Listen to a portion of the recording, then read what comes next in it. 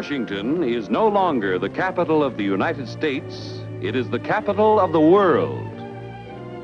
This city on the Potomac has long arms reaching into every corner of the globe. This is the home of the Foreign Service. Here they are, the men and women of what Washington calls the Silent Service. These Foreign Service officers have been tortured, maimed, stricken by disease, disaster, and death. Yet how many know the office of the Foreign Service of the United States? How many of us have seen this plaque, which tells an eloquent story, erected by members of the American Foreign Service Association in honor of diplomatic and consular officers of the United States who, while on active duty, lost their lives under heroic or tragic circumstances. And for those who think the State Department is filled only with blue bloods, here are a few Americans whose forebears were not on the Mayflower. Our story begins in Peiping, our most important post in northern China. Here, not too long ago, a significant incident occurred, one of a series of such events which brought on the present crisis in that area.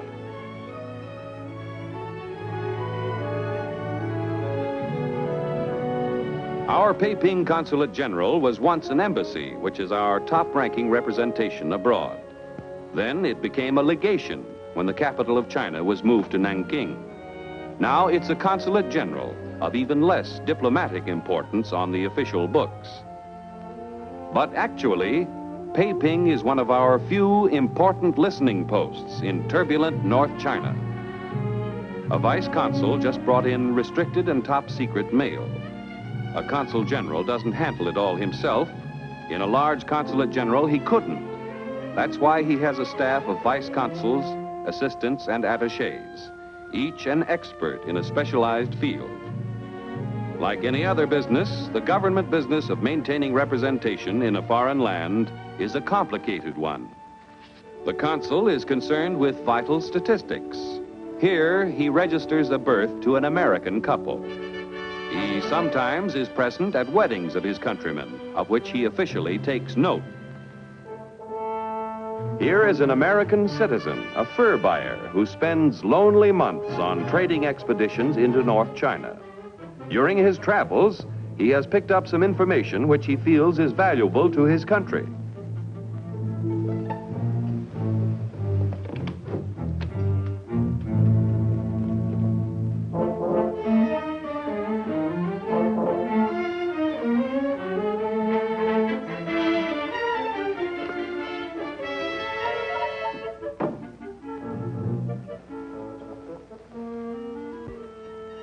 Word has gotten to the Consul General, who naturally is anxious to learn what his voluntary informant knows. Patriotic Americans often keep in touch with their consulates. Storm's brewing up there. You better come with me. I thought it best for him not to come to the consulate. Well, that's wise. We never can tell when someone may be watching.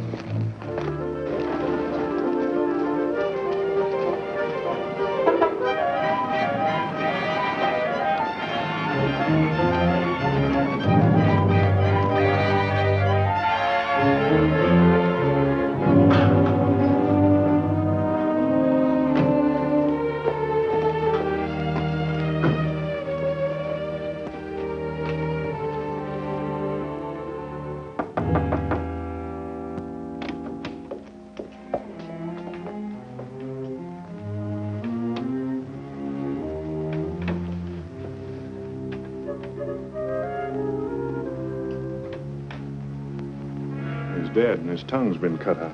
The second victim. Exactly the same pattern. Yes, and they were both very valuable to us in keeping us informed about conditions in the north. Looks like they got whatever report he had. I don't like the way things are shaping up. The way the Iron Curtain's being lowered between us and the north. Trans-Asiatic transport suspended all flights. Guerrillas have been reported just outside the city. It all adds up to something very important. I think I'd better inform Washington. Agree with the writer. The situation is beginning to follow a pattern. Not many listening posts left up there, and we can't afford not to know what goes on. We need more help. May have to call on you for another man. I think I'll have the right man for you, providing he keeps up the good work. Going through his training right now. Good. You know what we want.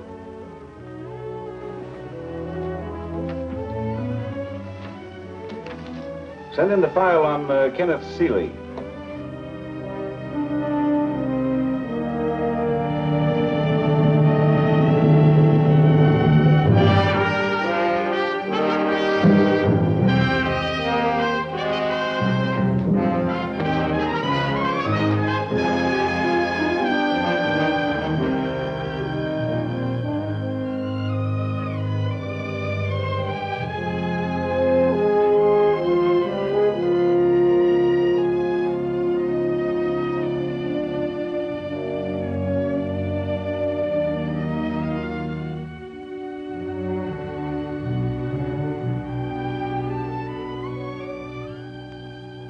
Now, Mr. Seeley, you've undoubtedly heard much criticism about our methods of court-martial. What do you think of our system? Well, sir, as an ex-enlisted man in the United States Marine Corps, I have some pretty positive ideas on that subject. Please be frank.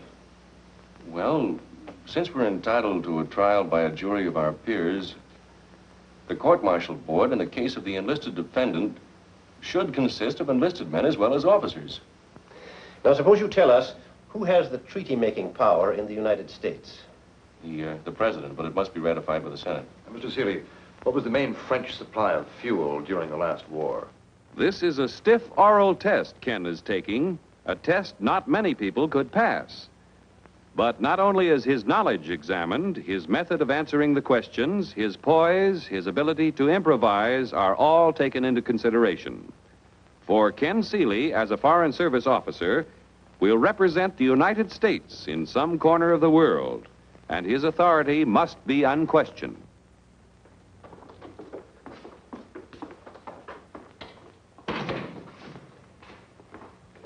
Oh, I'm sorry. Hello. Were you taking an exam, too? No, not quite. I was just waiting for a decision. Oh, about being a Foreign Service officer? Well, not exactly. I asked for a special job. Well, Miss, Margaret Weldon. How do you do? I'm Ken Seeley. How do you do? I'm a would-be Foreign Service officer. I just went through the 3rd degree. Same here. I tried to sell my chief on a new idea. Oh? Well, why don't you tell me about it over lunch? Well, I don't know. I'm just following instructions, Miss Weldon. I was told to go someplace and relax, and I was never very good at relaxing alone. Well, why don't you invite me and see what happens? Well, you were invited, ma'am. I know just the place, too. It's across the Potomac. Well, I think I ought to go home and freshen up a bit. Well, fine. I'll pick you up in about an hour. I'll be ready. Right. Oh, wait, Miss Weldon. Well, Miss Weldon, what's your address? Where do I pick you up? Number 6, Barney Circle, southeast. Number 6, Barney Circle, southeast. Thanks, fella.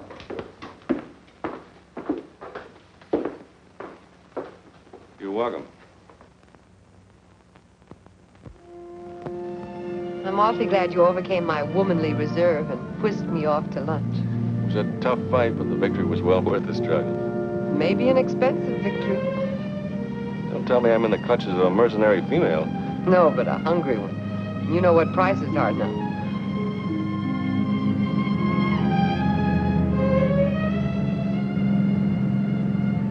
Are you looking for something? You're going to be such an expensive date, I may need that dollar that Washington tossed over the Potomac. Oh, you're too late. The income tax men beat you to it a long time ago.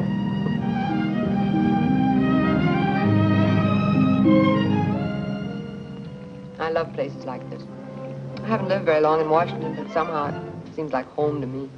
I thought you modern gals preferred those distant romantic places. Distant romantic places. They usually mean dirt, heat, gnats, and most everything except comfort. You know, you sound like an ex-Marine, too. Tell me about your assignment. Or is that top secret? No. Just isn't very easy to explain. Do you care for anything else? No, nothing else right now, thank you. What makes it so hard to explain? Well, it's a matter of morale. I spent 2 or 3 dismal years in posts in the East and the Near East, and the most difficult problem of all was what to do with your spare time if you were a gal. No, I mean it. Men can much more easily adapt themselves to a rough life than a girl can. Delicate creatures. Tell me about yourself.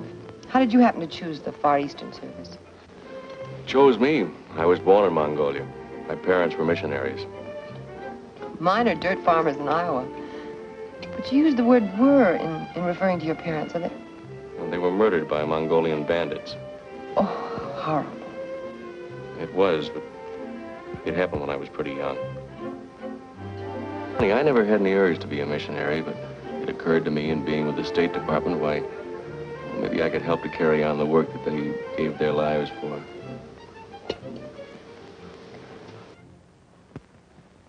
Passing the stiff written and oral examinations was just the first step in becoming a Foreign Service officer.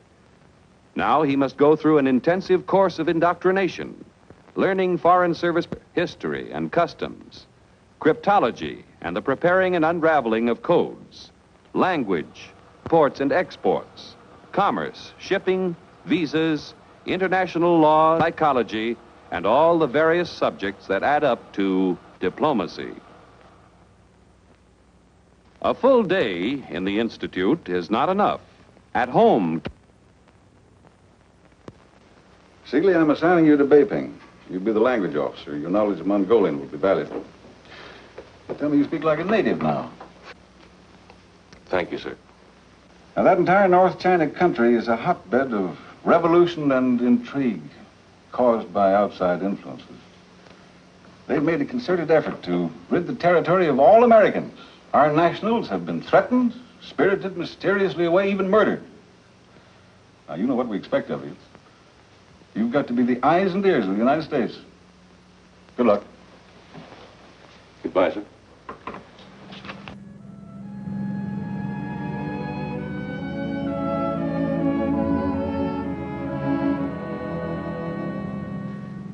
What a perfect day. Uh-huh. Well, what a long face. I was just thinking that saying goodbye to you isn't going to be easy. Doesn't make me happy either. Well, I always get a tug of emotion when I look at the Lincoln Memorial, don't you? Always. The Washington Monument, too. The lives of two great men, dedicated to the freedom for all men. Doesn't it make you feel proud to know that our work is a part of all this? A very little part. Of course, that goes for the other 140 million Americans, too, Marge.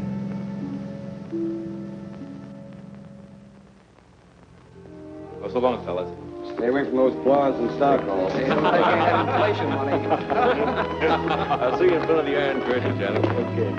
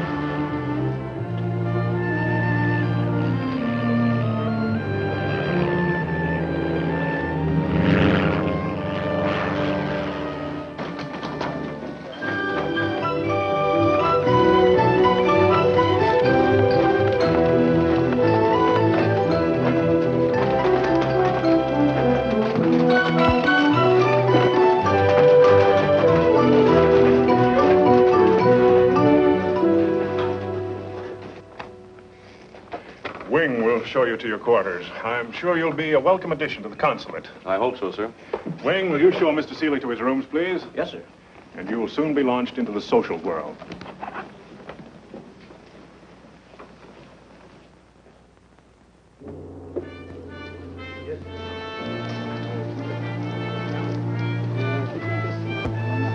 Receptions such as these seem like the pleasant side of a consul's work. Actually, they are difficult and exacting. For while representatives of friendly nations meet here in these beautiful, peaceful gardens of the Consulate General, There are also officials present from countries that are not too friendly. Oh, Mr. Hote, I'd like you to meet my new language officer, Kenneth Seeley. How do you do? Mr. Seeley will be attached to this post and will probably see a good deal of you. It will be a pleasure, Mr. Seeley. Thank you. Thank you. Well, I think we've met almost everybody. Business as usual. Excuse me. The skilled foreign service officer must keep his eyes and ears open, for he can never tell when information might come his way.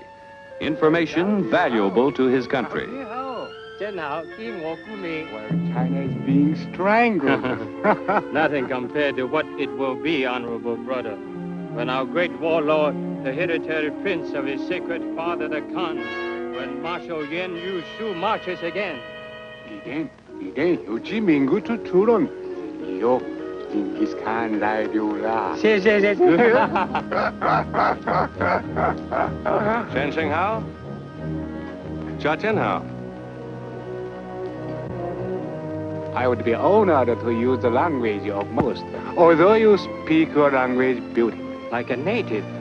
Well, thank you, but I am a native. I was born in Mongolia. What a surprise.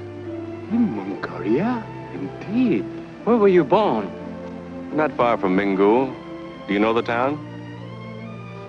Yes. It's the birthplace of a very famous Mongolian, Marshal Yanu Su. By the way, whatever became of the Marshal? He disappeared so mysteriously after the Chinese central government banished him from his province. I have not heard of the Marshal for many, many years. It is rumored that he is dead. Sorry, we must leave. Go, Vichy. Go. Go, Vichy.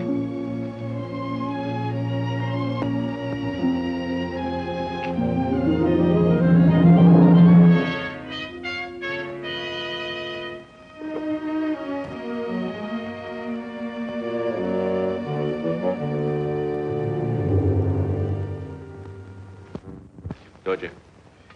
Yes, it might have been the liquor talking, and then again it might not. Mongolians are apt to be boastful in their cups, and they're not used to our fiery Western liquor. Well, now it's beginning to add up. The murder of those Americans and the, Which was never solved. Well, sir, whatever is brewing, it must concern Mingu and Marshal Yanu Su. And, of course, the State Department. Yanu Su, that's a sinister name in North China. His father was the old school of warlord, you know, fire and sword, take everything, give nothing. Fortunately, he died during the plague. But this Yanu Su is a very smooth article. Yes, I'd say it was a highly explosive situation.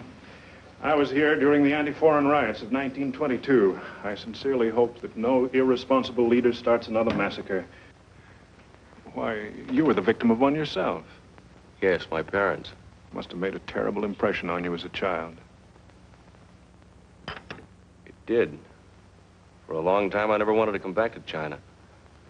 Now, I'm glad I'm back. Maybe it's because I have a feeling of unfinished business, something I have to see through. Excuse me. Hello? Yes? Yes? Oh, I'll be right there.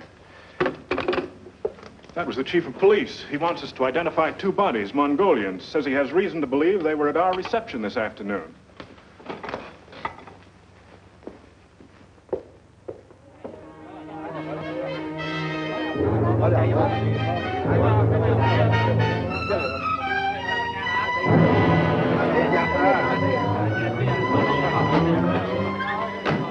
Thank you for coming, sir. The honor to cover us, if you don't mind. Not at all.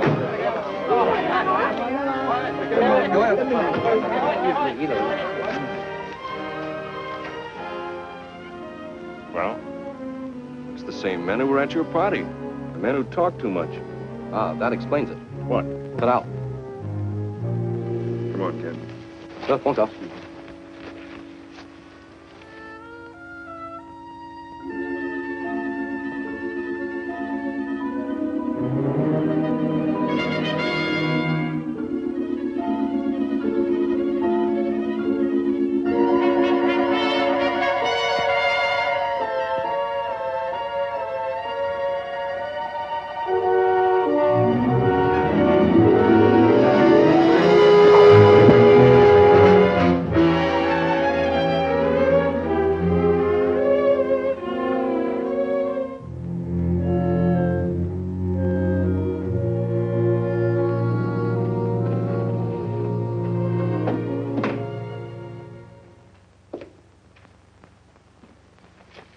Here's my report, sir. Oh, thanks. I'll send it along with mine. Sit down a moment. I sent a summary of the situation to Washington. When I talked to the ambassador at Nanking this morning, he asked me to. Well, what does he think? He thinks it may be serious, just as we do. Say, I don't like that window episode last night. You might have been killed. Yes, I know. That wouldn't be so good for the government. They'd be out the cost of my training. Well, it's nothing to do but wait. We'll hear from Washington soon enough. Cigarette, sir? Oh, no, thanks.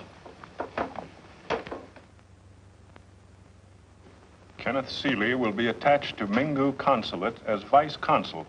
He will proceed at once, but not give the impression of haste. Suggested he take the next plane carrying diplomatic courier. This is a tough assignment, Seeley. If the trouble going on up there spills over, you'll have to be the Army, Navy, and Marine Corps all rolled into one. But anyway, get at the bottom of what's going on. I understand, sir. And above all, be diplomatic. The Chinese government does not want to antagonize that province, which is still loyal. How often does the plane make the trip to Mingo? Once a month, but you'll be expected to get word back by any means possible, even carrier pigeon if you have to.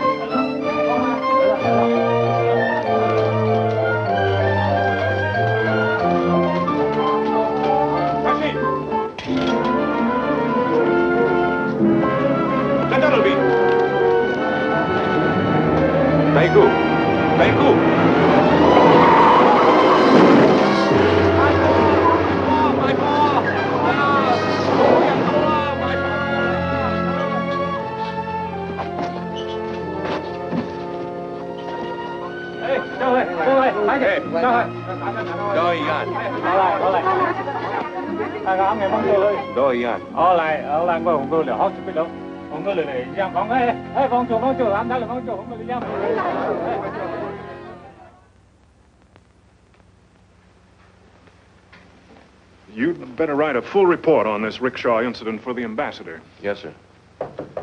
Yes? Sorry to interrupt, Mr. Reither, but they want you in the radio room right away. I'll be right there. You might as well come along.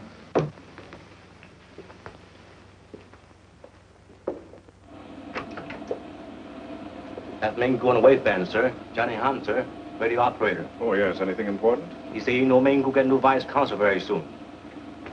What? How did you learn that? Your orders were received in secret code. Ask Johnny Han how he knows. How do you find out about the vice consul? This Johnny Han, Minggu. Our cook tell us we get new vice consul from Peiping. Cook say he hear it in market. Market say he hear it in wholesale house. Wholesale house say he hear it from traveler, but do not remember who. There it is again, the traveler. That strange, nomadic creature who always starts the rumors and who is always so amazingly right. What would the Foreign Service do without him? Thanks, Lang. Very happy, sir. Well, this would explain the rickshaw incident. They're certainly keeping tabs on me, whoever they are. They're keeping tabs on everybody. It's a highly efficient spy network. It might mean that the marshal's about ready to start.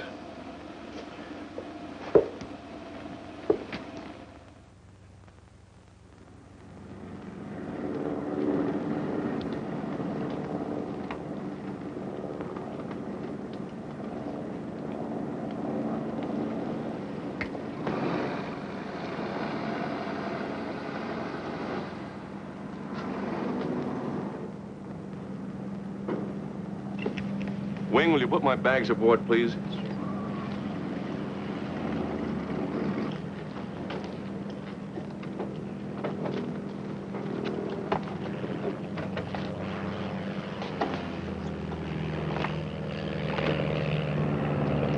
Hello, Logan. Hello. Meet Vice Consul Seeley. How do you do? How do you do? Did you have a nice trip? Oh, rough in spots. Didn't bother me any, but I think our other passenger wasn't too happy.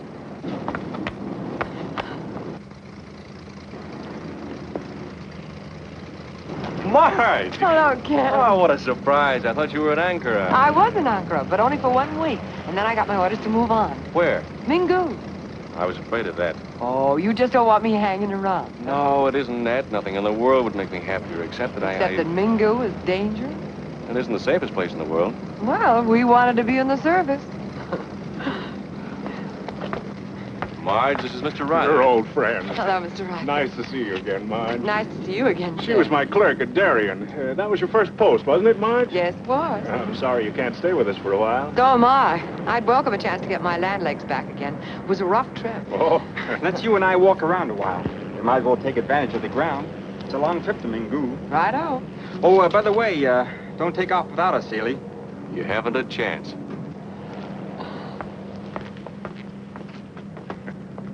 Isn't it risky sending a woman to that territory? Oh, my dear boy, there's several American women there already, and that's why she's being sent. Anyway, Marge can take care of herself. I happen to know.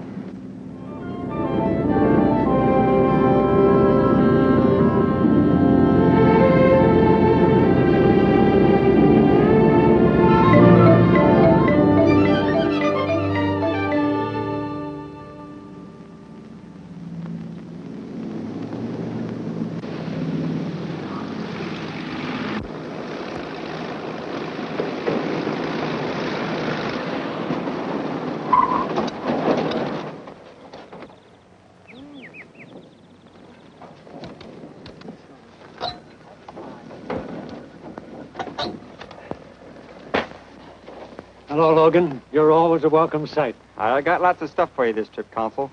Better send Johnny back with a few men to help us unload. As soon as we take our guests to the consulate. I'm Consul Howard Brown. And you, I presume, are Margaret Weldon? Yes, sir. How do And you... you're my new vice consul. Ken Seeley. Welcome to Mingu, such as it is. They're all waiting over at the consulate to meet you both. Let's pile into the jeep.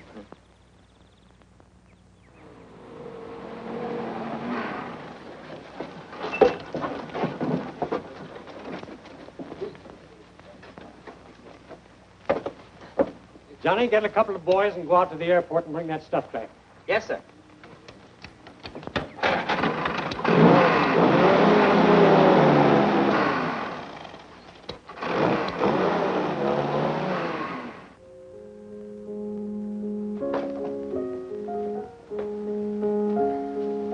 I want you all to meet Margaret Weldon and Kenneth Seeley of the Foreign Service. Mr. Seeley will be my new vice consul. This is Mrs. Brown. How do you do, Miss Brown? The Reverend Dr. Morse and Mrs. Morse. How do you do? How do you do, Doctor? And that wide-eyed little girl is Jessica Morse. And Jessica will be relieved to learn that the plane brought all the back issues of the Sunday comics and some bubble gum. A girl does get behind in her Dick Tracy out here, doesn't she? Yes, ma'am, and Buck Rogers, too. This is our most eligible bachelor, Miss Walden, Mr. Wilfred Bollinger, British American Tobacco. How do you do, sir?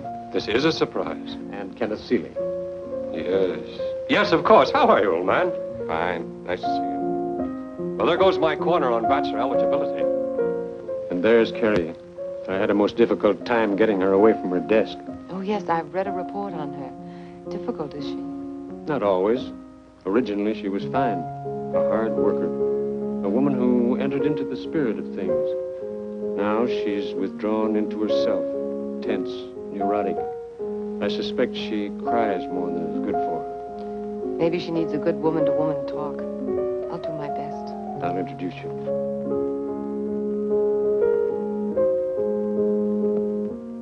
Carrie, I want you to meet Margaret Weldon from Washington. My replacement. You wrote Washington for another clerk? How could you do that, sir? Not at all, Miss Willoughby. I'm just here on a visit. I'm sorry.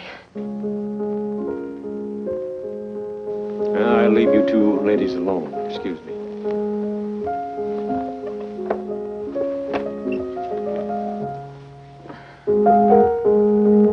Needs a tuning, doesn't it? You didn't come here to take my job, did you? I'd hate to leave. A failure. I'd kill myself first. Oh, you do nothing of the sort. Besides, you're decidedly not a failure. As a matter of fact, this happens to be a post where the clerical work is quite superior. Is it? Is that what they think in Washington? Well, I'm afraid you'd be very conceited if I told you all the nice things I've heard about your work. So you see? Really? Thank you. I think you'll find this comfortable, Seeley. Johnny Hahn will look after you. Your office. Well, this is all very nice, sir. How do the women manage? Well, Carrie lives with the Morses. Miss Weldon will have a spare room in their house. You'll be here alone with Johnny and his flock of invisible servants. I never did find out just how many he's got. Don't be alarmed if you're awakened by the most harrowing squealing and squeaking noises. Johnny's a radio ham and will get up at all hours to communicate with such maniacs. I imagine it comes in handy insofar as keeping in touch with the outside world is concerned. Yeah. He should be able to pick up some pretty valuable information, too. On the contrary, there's a peculiar, ominous quiet over the territory. I can't put my finger on it, but I can feel it. It worries me because this town is the only listening post we have left in the territory. A wave of aggression might be brewing, and we wouldn't find out about it until it's too late. Well, you're tired. We'll discuss it more thoroughly at dinner. Yes, sir.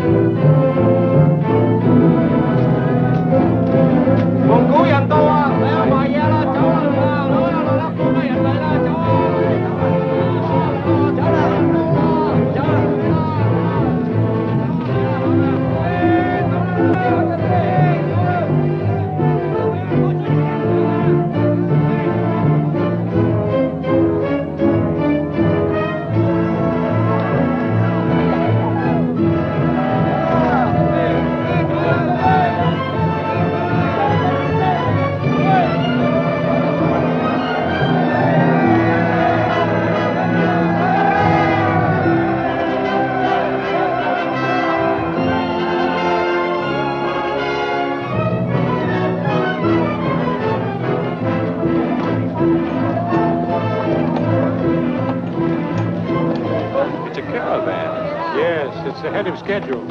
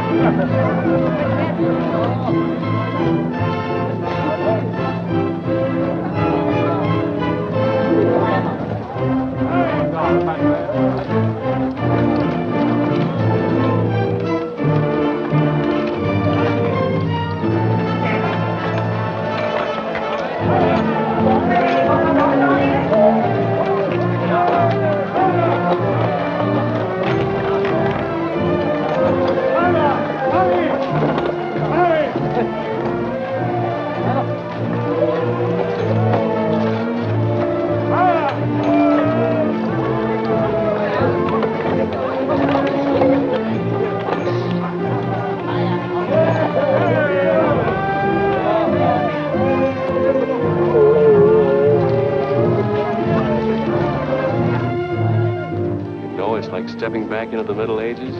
That's right. Except for this Jeep, we might be living in the times of Genghis Khan.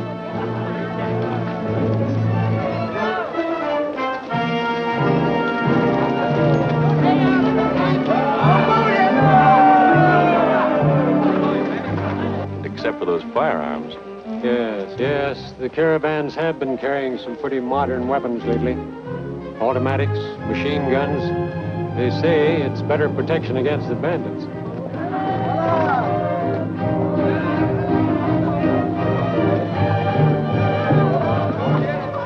What's the matter? You see that man on the horse, the one wearing that peaked hat? Oh, yes. What about him? I wouldn't swear to it, but I think I saw him at the consular party at Peiping. I wonder what he's doing here. I don't know, but we'll find out soon enough. Well, we'd better get to the field and see Logan off.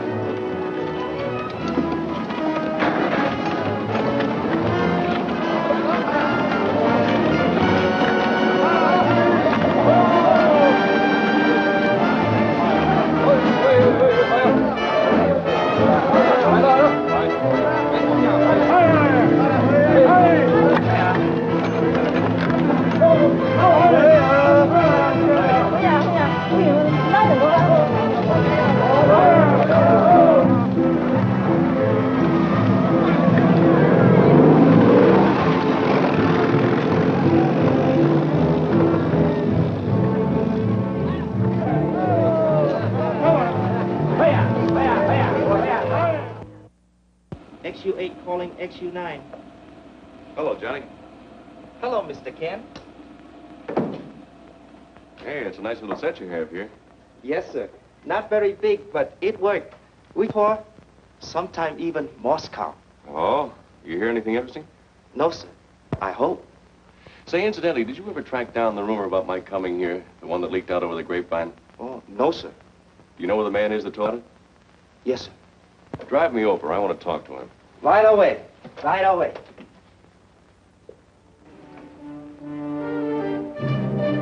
Yes, when caravan come to town, town is jumping. All same like they say over radio.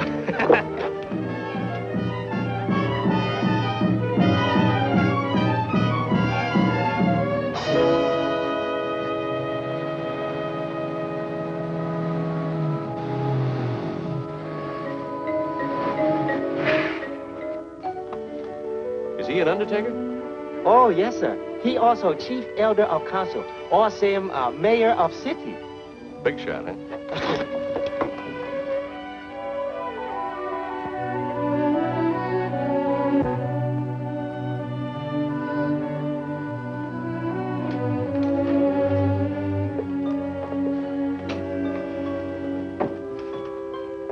This Honorable Vice Consul, Mr. Kenneth Seeley, from American Consulate.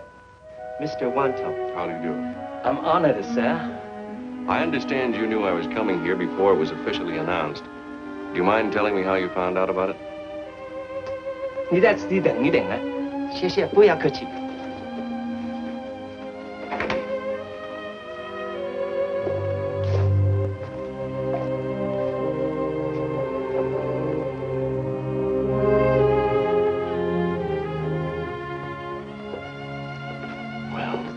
I heard it in the marketplace, sir. From whom? I don't remember now. I think it was from a traveler, perhaps a fur buyer from the south. Traveler from the south, huh? Yes, sir. Wando, as mayor of this town, you have access to more information than anyone else. Isn't that true? Sometimes yes, sometimes no. Well, tell me. Before the caravan arrived, did you notice any strange elements? Things happening that, well, that hadn't taken place before? Oh, please think that over very carefully. It's important. I can only say, sir, that I have had a very uneasy feeling. Why? Because there have been too many strangers here lately. But you still can't tell me where that rumor originated from.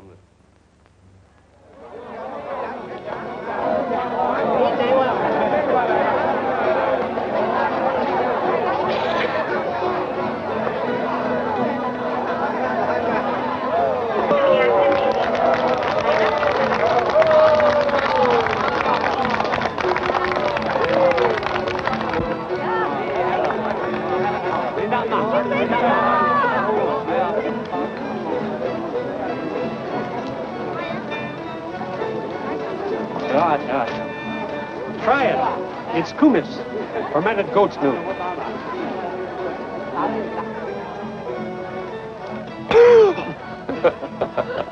The goat must have left her hoof in this. Ah, you know, good, that's it.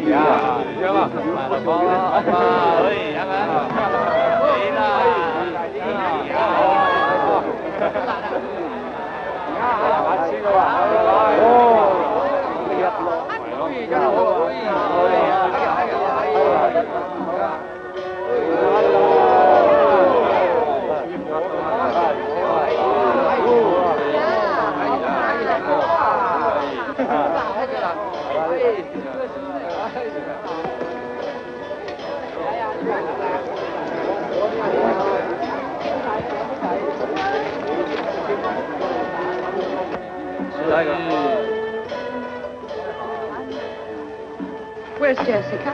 Uh-oh. Looks as though Jessica's joined the caravan. Ooh.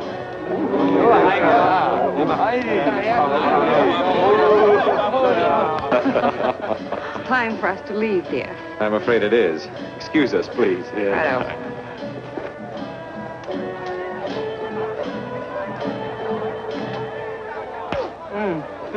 You've done a good day's work, Jessica. Now we better go home. Oh, gee. Right when he was going to teach me how to eat fire.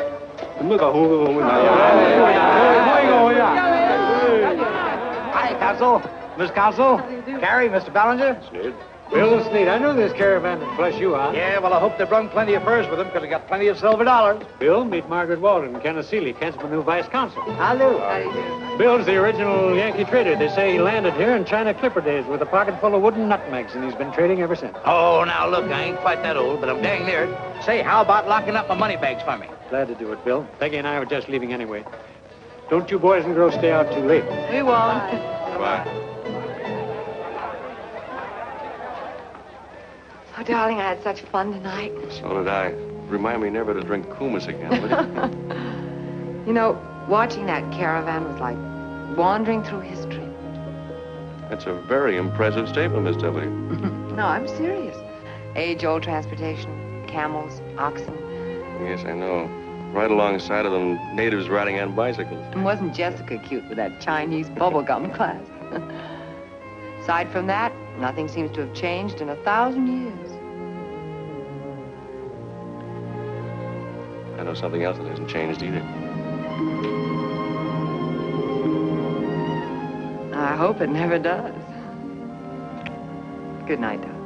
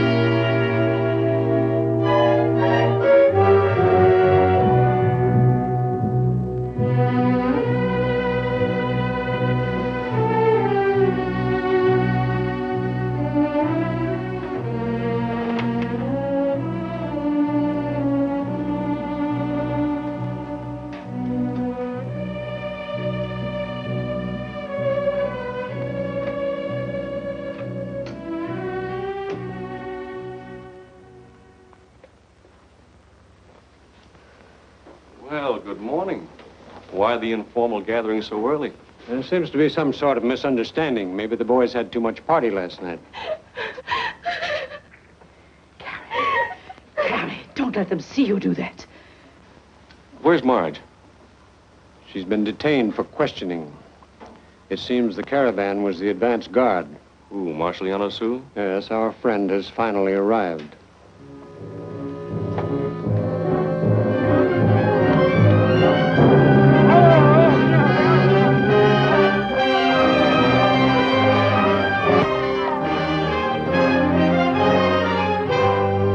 I should say he has arrived. Instead...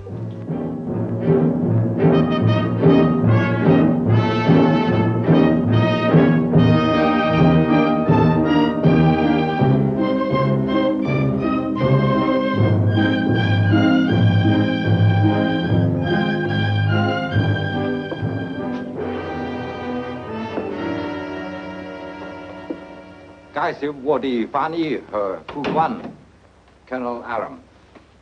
Delighted, Consul Brown. Delighted. I am, as the Marshal explained, his official interpreter and aide. How do you do? Has he been disagreeable? The Marshal hates American women. He told me so through his interpreter. He claims that American women don't know how to make love. Well, I'm glad of that anyway. Has the Marshal forgotten all his English during his long stay in Mongolia? It's been rumored he was once a brilliant scholar at Oxford. My dear Consul, the Marshal does not like that barbarian tongue. That is sufficient. I see. Will my boy be permitted to brew us all some coffee? Lingshire, Daojing, Joffy. 没有去早餐，对不起。到了。 The Marshal begs me to convey his apologies. It was very thoughtless of him not to provide you with some breakfast. I would enjoy a cup myself. That's been a long time since I've had a cup of good American coffee. Thank you. Johnny, will you prepare a light breakfast for all of us with plenty of coffee? Yes, sir. 请坐. Please sit down, everybody. Itch.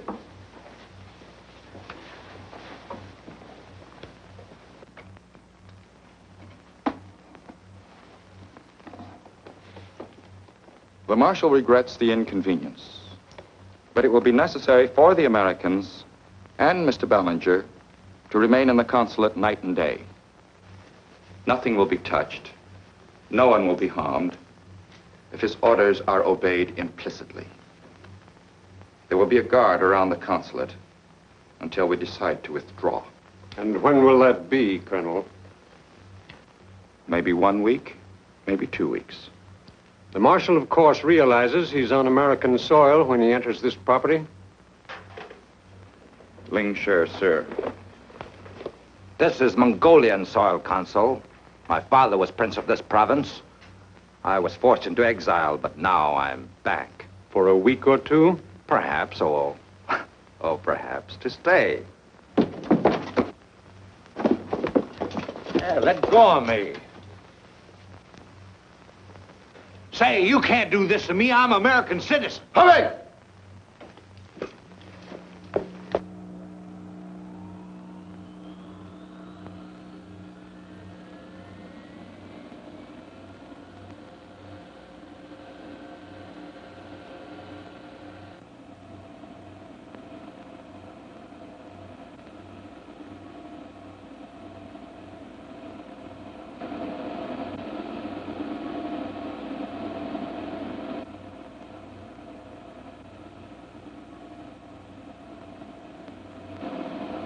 Hello, Nanking. This man Gu. Hello, Nanking. This man Gu. Marshal, you must tell us how long you expect to keep us prisoners. The women will be particularly uncomfortable. Besides, what's the purpose behind this capture of innocent American citizens? You're not going to make yourself very popular with the United States. You'd better think. As you Americans say, nice try, Seeley. I heard that radio. I'm gone. I knock it on lie.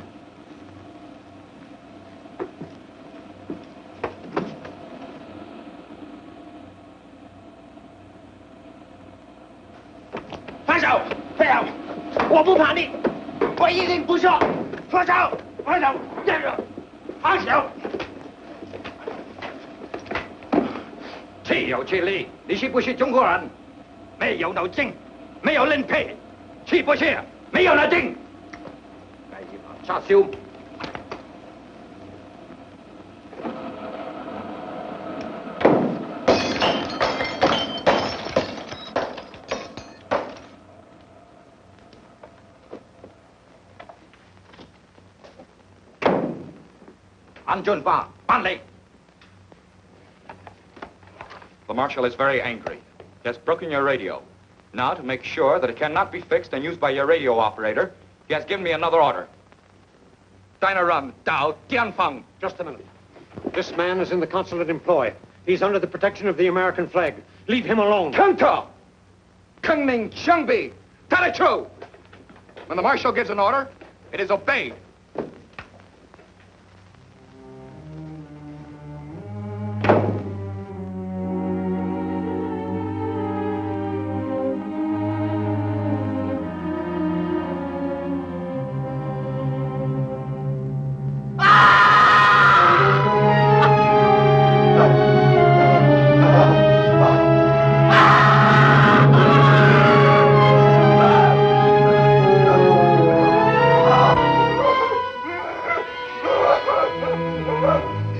go in there, please. I'm a doctor.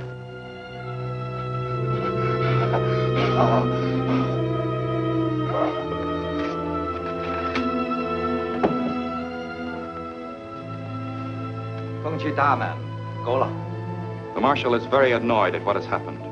He is now returning to headquarters. Remember, ladies and gentlemen, no one will be hurt, nothing will be touched, if our orders are obeyed implicitly. Joba. Wait. Better let Reverend Morris go in first. May I take Sarah with me? If you think you should. Come along, Sarah.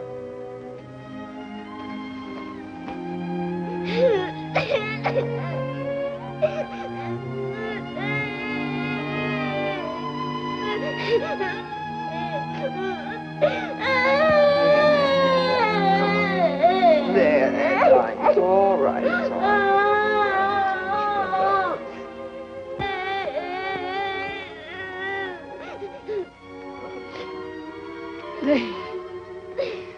They've cut off his arms.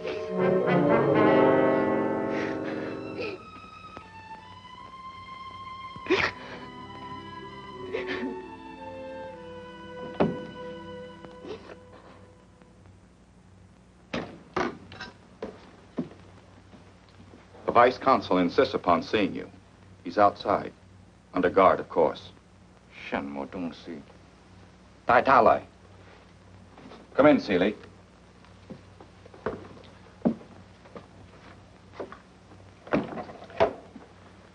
May we have permission to bury Johnny Han in the cemetery near the mission? No, Seeley. I'm sorry. But what objection could he possibly have? Perhaps he doesn't want any of you to leave the consulate. Well, then would you be kind enough to send for Wanto the undertaker? We can have the body cremated and buried in the gardens outside the consulate. If the Marshal doesn't object, I'll see to it that Wanto visits you this afternoon. Thank you.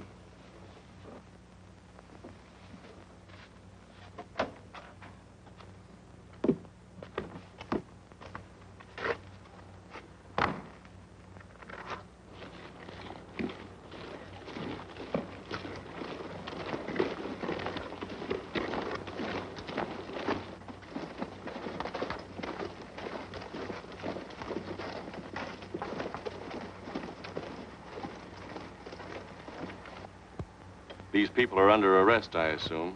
They are. May I ask why? The Marshal suspects some of them as being traitors. Traitors? Yes.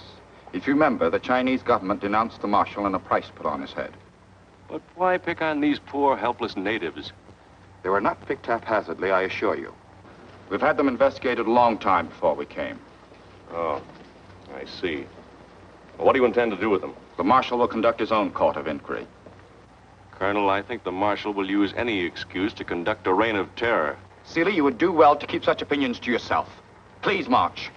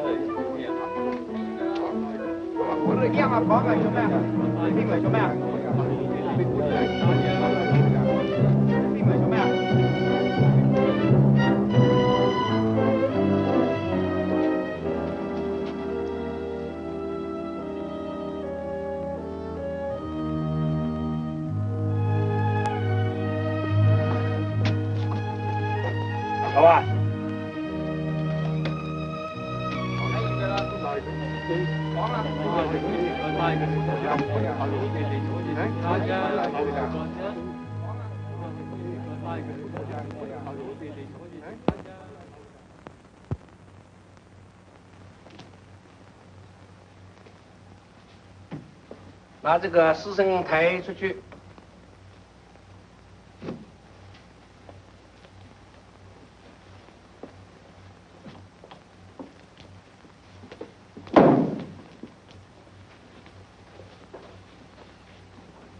After you cremate him, Wanto, return the ashes here to the consulate. We'll bury them in the garden. Yes, Honorable Sir. I will place his remains in one of our best urns. You will be satisfied. Wanto, you're a member of the Council of Elders here in Mingu. Do you approve of what the Marshal is doing? No, Honorable Sir. I do not. He's stirring up much trouble, and some of my people have disappeared. We are greatly worried, but we don't know what to do. Watto, were you present when they rounded up the people who disappeared? Yes. Once at the tea room, and once I watched from behind the curtains of my shop. The soldiers came, dragged out innocent men. Did you see the man who pointed them out? He was a tall Eurasian, a strange-looking man from the north. Came with a caravan. Yes, yes. I saw him, and I wondered who he was. He's the Marshal's spy. Watch out for him. Good. Is there anything else? Yes. Can you get us any firearms? All the firearms have been collected. Besides, they would be impossible to smuggle in. I was afraid of that. Mr. Brown, didn't you say dynamite was used to clear the landing field? Yes, there's some left in the warehouse. Can you get us some sticks? The warehouses are all guarded by the Marshal's soldiers, but I will try. Get them as soon as possible, will you? I will do my best. Then I will return with the ashes.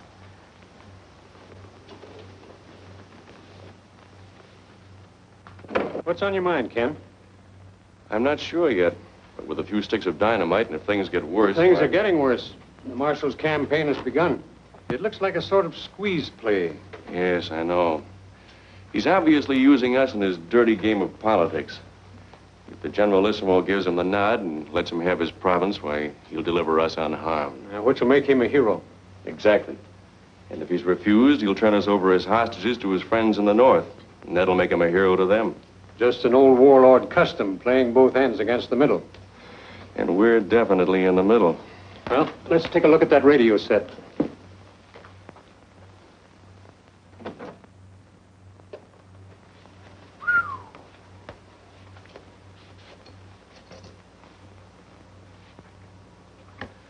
Well, there's a possibility these condensers and coils might work, but it's useless without tubes.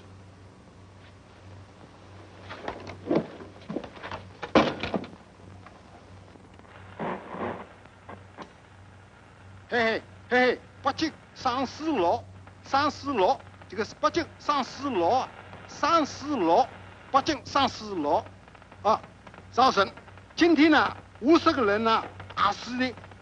He apparently overlooked the receiver. We can at least hear Nanking and Peiping. What the Marshal doesn't realize is that our radio silence will eventually arouse the suspicion of the embassy. I was thinking the same thing. But with things happening as fast as they are, eventually it might be too late. 今天啊，50个人呢。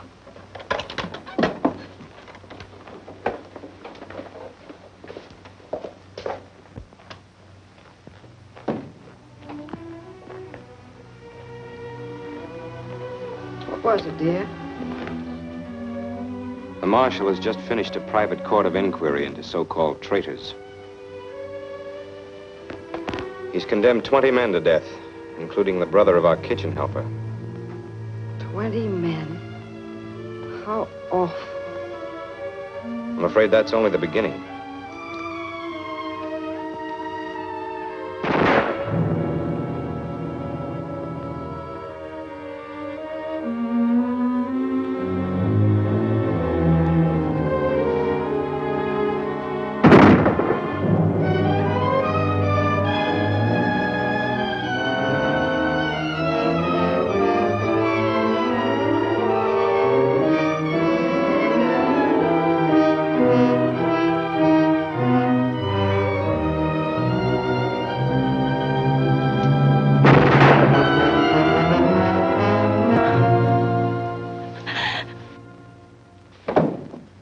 I don't think I'm going to be able to fix that transmitter. Those tubes don't fit.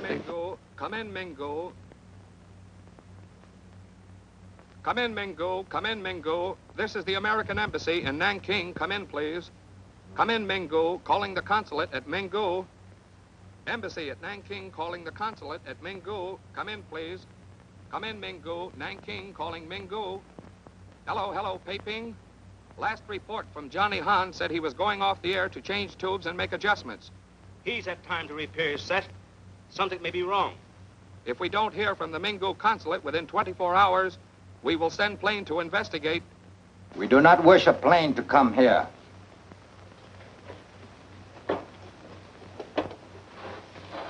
Can anyone fix the radio so that it will transmit? I'm the only one in the consulate. And how about you? I never did know very much about radio.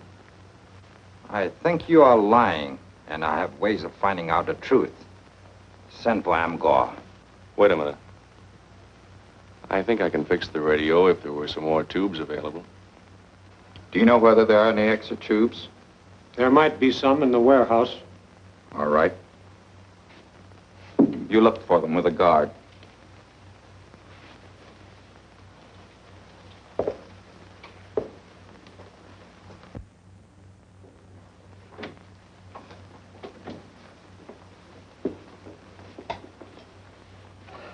The urn with the ashes, Honorable Sir. Thank you. You're late. We were worried.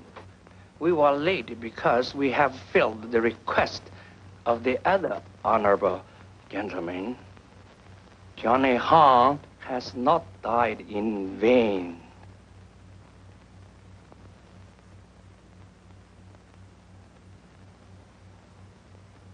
That's fine, Wanto. Take it out to the garden. 拿去这个带去园中埋葬。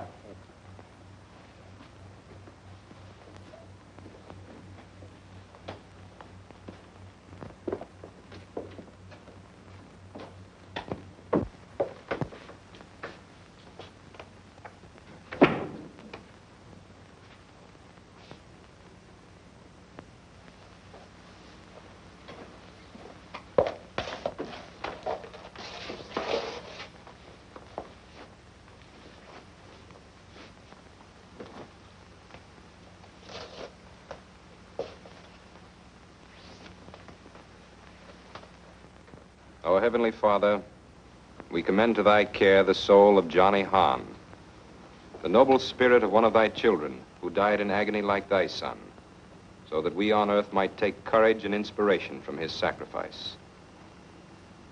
May he rest in peace. Amen.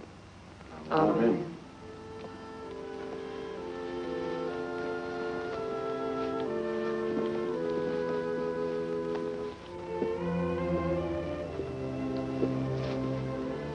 Hey, remember me? I'm sorry. I didn't mean to take off without you. Ken, there's something on your mind. I know it's none of my business, but, well, I worry about you. Why, Marge? Well, I have a hunch you're planning something crazy. You and the consul have been thicker than thieves, whispering in corners. What's it all about? We're just trying to anticipate the marshal's next move. And? And it doesn't look good. What are you going to do about it? Stop him if possible. Ken, I wouldn't want anything to happen to you. You want to know something? What? Neither would I.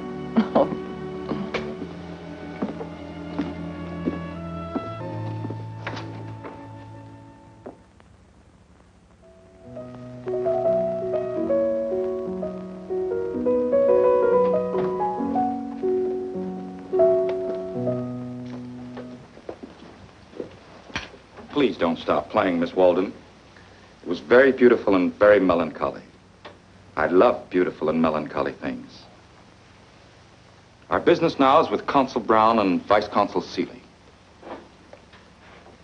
We bought you all the radio tubes we could find.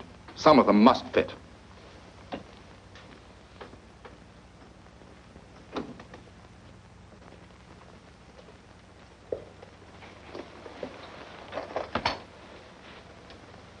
Go to work.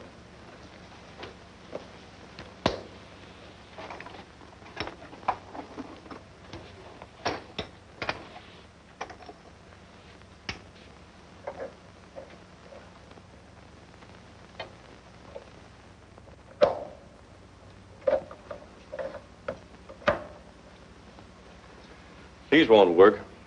When Johnny Han changed over the set, a special size was required. These are old ones. Besides, they're no good anyway. If a plane is sent here, it will be shot down. There will be more planes. If they get to be a nuisance, we know how to be a bigger nuisance, unless... Unless what?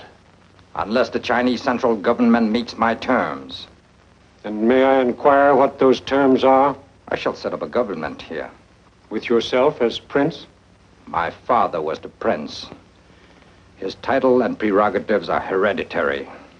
And would the prince maintain a government here for the people? Or would he play ball with his friends in the north? That is his affair. Well, suppose he's turned down by the Chinese central government. They will be very sorry. They will not only lose the province, but the marshal's valued friendship. I would like very much to query Nanking on that. So would we. But how? I think I know where there are some tubes. Judging by the antenna, there's a large radio set in the marshal's trailer. Those tubes might very well fit this set. Can they be replaced in his radio after they are used? Certainly.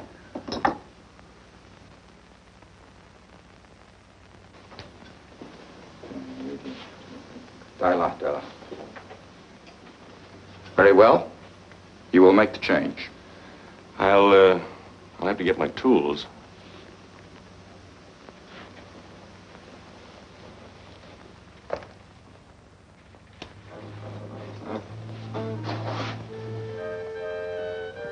It's a pretty nice house on wheels the marshal's got for himself.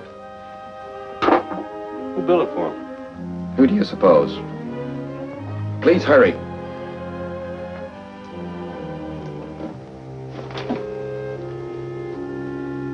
This thing must be grounded on the frame. I'll have to disconnect the batteries from underneath. It'll short out the entire circuit if I don't. Go ahead.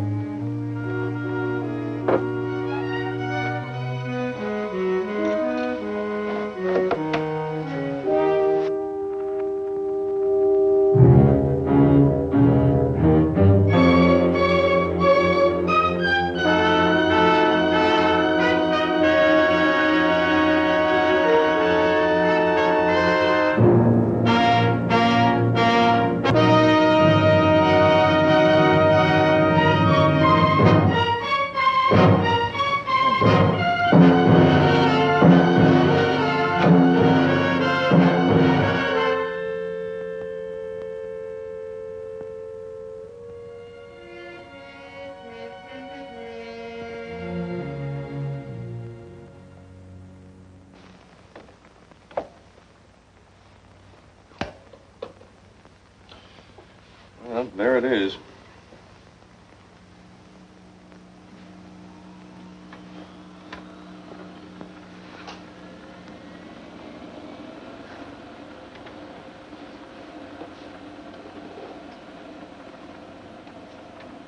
This is XU-8 Mingu calling Nanking XU-9.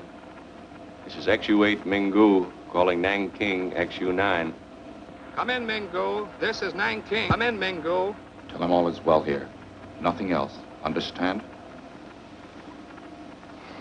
Hello, Nanking. This is Vice Consul Kenneth Seeley. Sorry to be off the air so long, but we had radio trouble. Very glad to hear from you, Seeley. We were getting ready to send a plane. Where's Johnny Hahn? Johnny Hahn is sick. That accounts for some of the radio delay. Everything is fine here. Does the ambassador have any instructions? Nanking wants a complete report. The ambassador is worried. What's he worried about? Seems like Marshal Unisu has been reported on the move.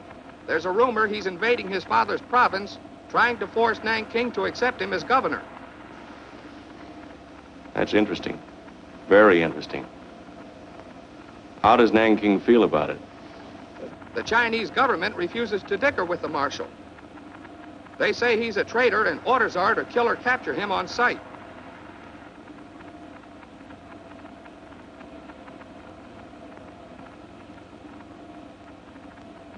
Is that all, Marshal? That's all. That's enough. Now, tell them that the marshal is a very difficult man to capture. Well, if I do that, suppose Tell them.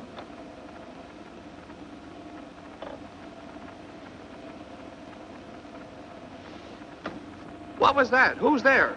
Did you say Marshal? Is that Marshal Unisu? We don't like this silence. Something's up. Are you talking under duress? Answer us. Is Marshal Unisu there?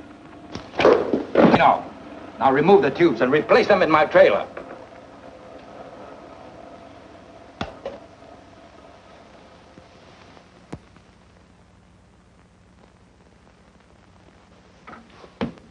Hurry. The marshal's waiting for you. What for?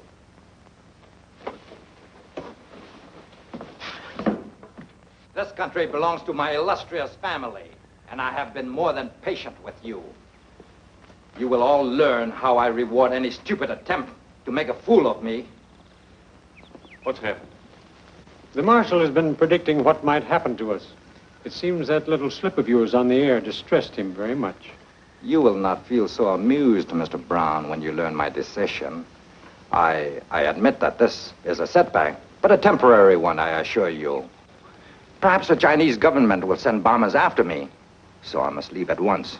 But I will be back with bombers of my own. And now you will please all get ready for a long journey. Hurry. Time is of the essence. Just a minute, Marshal. We have your promise that everyone will remain unharmed. Is the great Prince Yanusu going back on his word? Only if my orders were followed. They were not. They were followed to the letter by everyone here but me. I was the one who made the mistake of saying Marshal on the air. That was no mistake.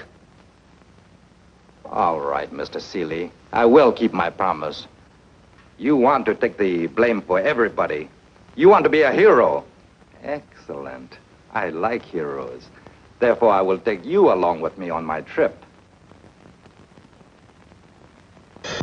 As a matter of fact, it would be a good idea. You can be my safe conduct to my destination by remaining at my side every minute. Seeley is not only an American citizen, he's an officer in the Foreign Service of the United States. So? Do you expect me to completely ignore the fact that I have been tricked by this man? You know me better than that, Consul. I'll take Mr. Seeley along, and believe me, he'll get excellent care from me. However, I cannot guarantee what the Chinese government may do. If they want to send their planes to bomb me, naturally, they will bomb Mr. Seeley, too. You can tell them that. If they stop off here first, and I'm sure they will, Mr. Brown. And another thing, I would suggest that you be very discreet about everything you do or say. You will be watched closely. I suggest you get ready, Mr. Seeley. Do you mind if I pack a few clothes? By all means, and be prepared for a long, long journey.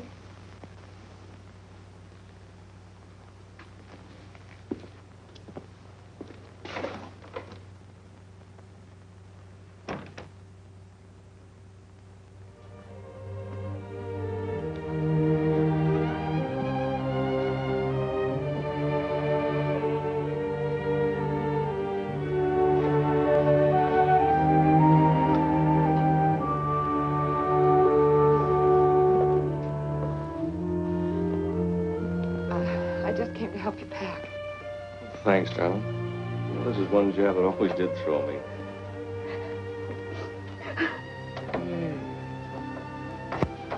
Oh, Ken. I guess the Director General wouldn't be very proud of me now, would he? Yeah, the Director General isn't in love with you either. Ken, I can't help being terribly frightened for you.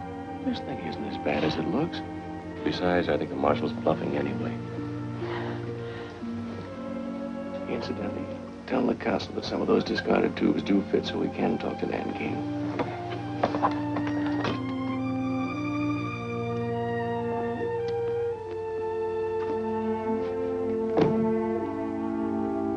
Goodbye, Carrie. You're still the best clerk in the service. Jessica? Let's see you around. Don't make it too long. Doctor, Mr. Morris. Bill, Mr. Brown. Pretty soft. Traveling first class that way. I always was lucky. Goodbye, sir. Good luck, Ken. I'll need it. Little did I know when I planted that dynamite in the trailer that I was going to be in it, too.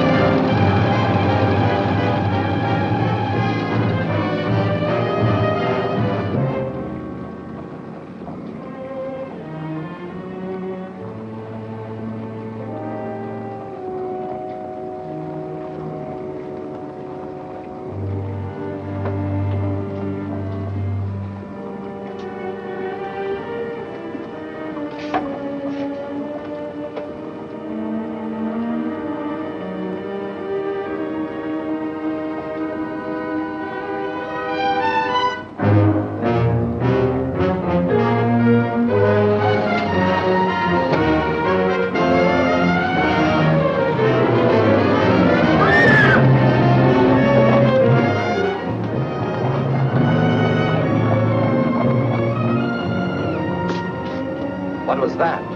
One of the children. Why aren't you going to stop?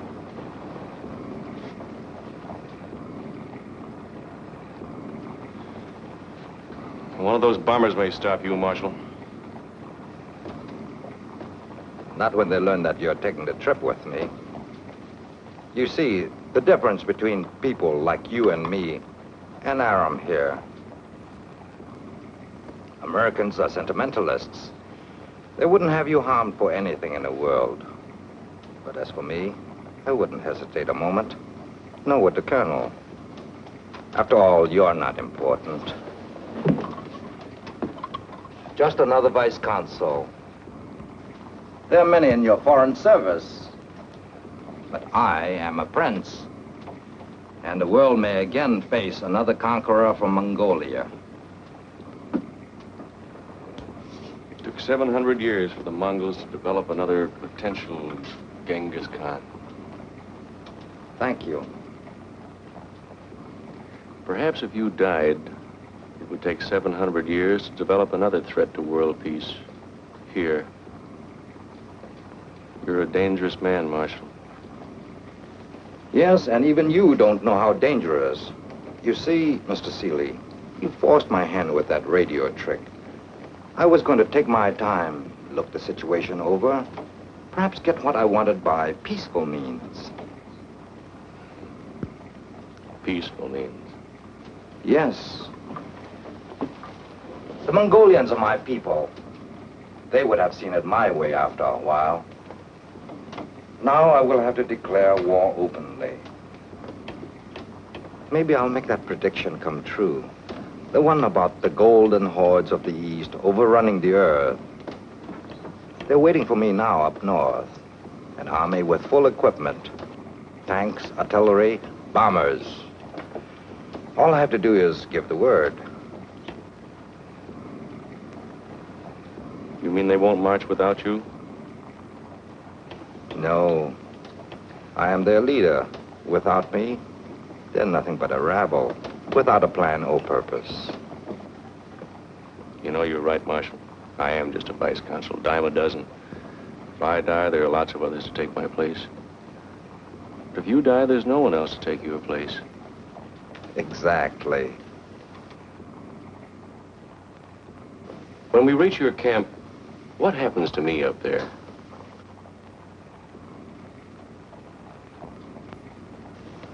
The Colonel seems amused. Let's all have a good time. Why not turn on the radio? Colonel Aram here likes melancholy music. Good idea.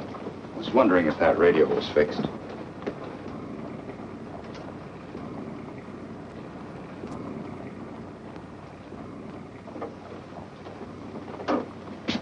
So you did not fix it? That seems a very petty thing to do. Let me take a look at it.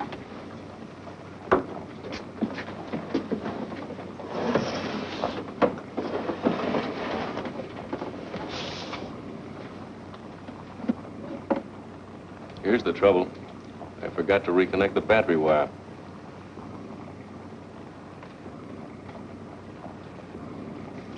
A smart man like you should have been on the winning side.